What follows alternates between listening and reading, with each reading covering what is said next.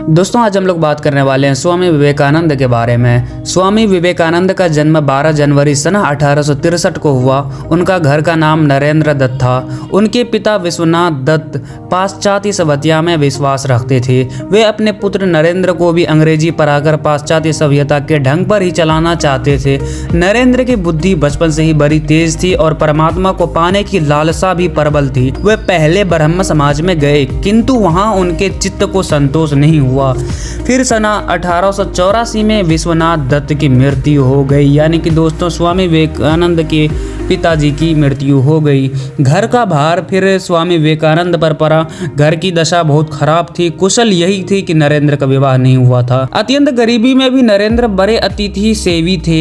यानी इतने गरीब होने के बावजूद वो मेहमानों को कोई तकलीफ नहीं होने देते थे। स्वयं भूखे रहकर मेहमान को भोजन कराते। स्वयं बाहर वर्षा में रात भर भीगते ठिठुरते पड़े रहते और मेहमान को अपने बिस्तर पर सुला देते। रामकृष्ण परमहंस की प्रशंसा सुनकर नरेंद्र उनके पास पहले तो तर्क करने के विचार से ही गए थे, किंतु परमहंस जी ने देखते ही पहचान लिया कि ये तो वही शिष्य है जिसका उन्हें कई दिनों से इंतजार है। परमहंस जी की कृपा से इनको आत्म साक्षात्कार हुआ। फलस्वरूप नरेंद्र परमहंस जी के शिष्यों में प्रमुख हो गए। संन्यास लेने के बाद इनका नाम विवेकानंद हुआ। पहले नरेंद्र था, अब विवेकानंद हुआ। स्वामी विवेकानंद अपना जीवन अपने गुरुदेव स्वामी रामकृष्ण परमहंस को समर्पित कर चुके थे। गुरुदेव के शरीर त्याग के दिनों में अपने घर और कुटुंब की नाजुक हालत की परवाह किए बिना, स्वयं के भोजन की परवाह किए बिना गुरु सेवा में सतत हाजिर रहे। गुरुदेव का शरीर अत्यंत रुग्ण हो गया था। कैंसर के कारण गले में से थूक, रक्त, कफ आदि निकलता था। इन सब की सफाई वे खूब ध्यान से करते थे। एक बार किसी ने गुरुदेव की सेवा में घृणा और लापरवाही दिखाई। यह देखकर विवेकानंद को गुस्सा आ गया। उस गुरु भाई को पाठ पढ़ाते हुए और गुरुदेव की प्रत्येक वस्तु के प्रति प्रेम दर्शाते हुए उनके बिस्तर के पास रक्त, कफ आदि से भरी थूकदानी उठाकर पूरी पी गए। गुरु के प्रति ऐसी अनन्य भक्ति और निष्ठा के प्रताप से ही वे अपने गुरु के शरीर और उनके दिव्यतम आदर्शों की उत्तम सेवा कर सके।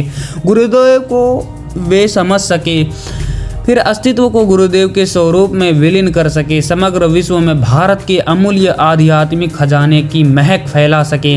उनके इस महान व्यक्तित्व के नींव में थी ऐसी गुरु भक्ति, गुरु सेवा और गुरु के प्रति अनन्य निष्ठा। दोस्तों 25 वर्ष की अवस्था में नरेंद्र दत्त ने गोरवा वस्त्र पहन लिए। तत्पश्चात उन्होंने पैदल ही पूरे भारतवर्ष की यात्रा की। सन 1893 में शिकागो, जो कि अमेरिका में पड़ता है, तो शिकागो में विश्व धर्म परिषद हो रही थी। स्वामी विवेकानंद जी उसमें भारत के प्रतिनिधि के रूप से पहुंचे। यूरोप अमेरिका के लोग उस समय पराधीन भारतवासियों को बहुत हीन दृष्टि से देखते थे। वहां लोगों ने बहुत प्रयत्न किया। स्वामी विवेकानंद को सर्वधर्म परिषद में बोलने का समय ही न मिले। एक अमेरिकन प्रोफेसर के प्रयास से उन्हें थोड़ा समय मिला, लेकिन उनके विचार सुनकर सभी विद्वान चकित हो गए। फिर तो अमेरिका में उनका बहुत स्वागत हुआ। वहां इनके भक्तों का एक बड़ा समुदाय हो गया। 3 वर्ष तक वे अमेरिका रहे और वहां के लोगों को भारतीय तत्वज्ञान की अद्भुत ज्योति प्रदान करते रहे। अध्यात्म विद्या और भारतीय दर्शन के बिना विश्व अनाथ हो जाएगा, यह स्वामी विवेकानंद जी का दृढ़ विश्वास था। अमेरिका में उन्होंने रामकृष्ण मिशन की अनेक शाखाएं स्थापित की। अनेक अमेरिकन विद्वानों ने उनका शिष्यत्व ग्रहण किया। दोस्तों ये वर्ड बड़ी कठिन है, हिंदी ये तो बड़ी कठिन होती है। तो वे सदा अपने को गरीबों का सेवक कहते थे। भारत के गौरव को देश देशांतरों में उज्जवल करने का उन्होंने सदा कोशिश किया। 4 जुलाई सन 1902 को उन्होंने देह त्याग किया। दोस्तों ये थी स्वामी विवेकानंद जी की बायोग्राफी। कैसी लगी आप कमेंट बॉक्स में ज़रूर बताना। अगर इससे रिलेटेड कोई भी सवाल हो तो कमेंट में ज़रूर पूछ लेना और वीडियो को लाइक करना। Thank you. जय हिंद, जय भारत।